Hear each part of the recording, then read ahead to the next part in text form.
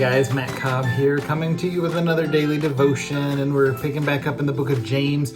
We are about halfway through, and so that is amazing. We still have a lot left to go through, but kind of in James' letter that he wrote here, he's kind of at this halfway point, and he's starting to recap some of the stuff that he's shared before and kind of building a framework to remind them of, okay, remember, these are the platform things that we've just talked about. And he's getting ready to kind of launch into the final phases of things that he's wanting to share with these believers, just to encourage them, to help challenge them as well too.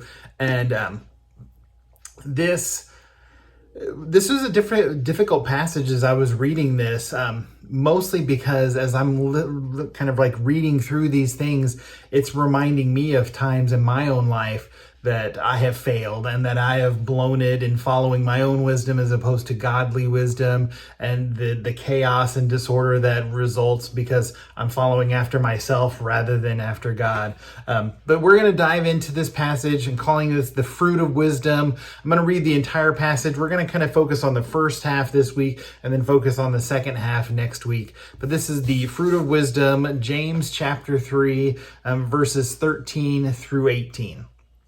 It says, "If you are wise and understand God's ways, prove it by living an honorable life, doing good works with the humility that comes from wisdom. But if you are bitterly jealous and there is selfish ambition in your heart, don't cover up the truth with boasting and lying. For jealousy and selfishness are not God's kind of wisdom. Such things are earthly, unspiritual, and demonic. For wherever there is jealousy and selfish ambition, there you will find disorder and evil of every kind. But the wisdom from above is first of all pure. It is also peace-loving, gentle at all times, and willing to yield to others. It is full of mercy and the fruit of good deeds. It shows no favoritism and is always sincere, and those who are peacemakers will plant seeds of peace and reap a harvest of righteousness." So as we're looking at this first section in what I'm calling the fruit of wisdom, James is kind of baiting them just a little bit, reminding them of what he talked about in chapter 1 that says, if any of you lacks wisdom, he should ask God, who gives generously. And so then James is saying, if you are wise and you understand God's ways, and then he kind of challenges them and says, live that out in your life, in an honorable life, and then doing the good work. So he's already laid that foundation that we should be doers of the word and not hearers only. And so James is kind of drawing this correlation between, if you are wise, then that is going to directly influence your behavior and your actions. It will live itself out. Godly wisdom will always live itself out in our character and in the way that we conduct our lives, the good works that we should have, that should be evident. But then he kind of talks about then the opposite. That says, if our lives are full of turmoil, if there's jealousy, if there's selfish ambition that's driving our lives as well too, he admonishes us, don't try to cover that up. Don't try to gloss it over, bragging about other things to detract attention, and don't even just outright lie about things.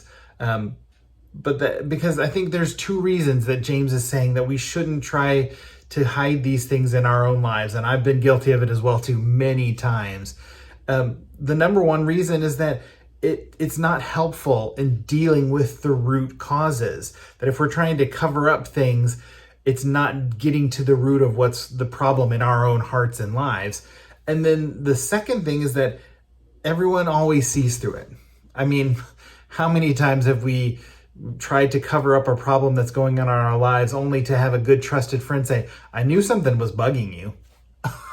So James is saying, if we have these things at war in our lives, don't try to cover them up, but instead get to the root issue and deal with the root issue. Have brothers and sisters. And that's the big thing that I want to encourage you guys on, is that James is talking to believers. He's talking to people who are members of a church, that are part of a family, and that not only are we hurting ourselves, but we're hurting our family in this process as well too. And that's something I never want to do. I don't want to be a person that's bringing pain and hurt on my own family. And so he's saying, don't cover these things up, but go to one another in humility. Seek one another out to build each other up, because, we care about each other as a family. We love each other in a family, and we want to see what's best for one another. And there are times that, we're all going to struggle with things in life. There's going to be things that drive us away from the true godly wisdom. And we need our brothers and sisters in Christ to encourage us and walk alongside of us as we're dealing with these own personal issues as well too. So there's so much here that we could talk about more, but just wanted to kind of encapsulate that section to begin with, to say, let's look at our own lives and make sure that we're not causing undue, the words James uses are disorder and evil of every kind. Let's make sure that our own lives aren't perpetuating these kinds of things, but that we're truly seeking after godly wisdom. And then next week, we're going to kind of unpack the results and some of the things that we should see in our lives when we're following after godly wisdom.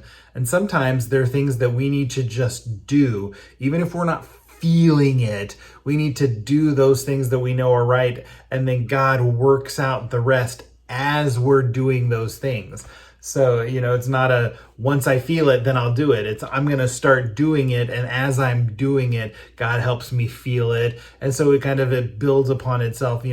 Obedience, I tell my kids, obedience will breed good behavior.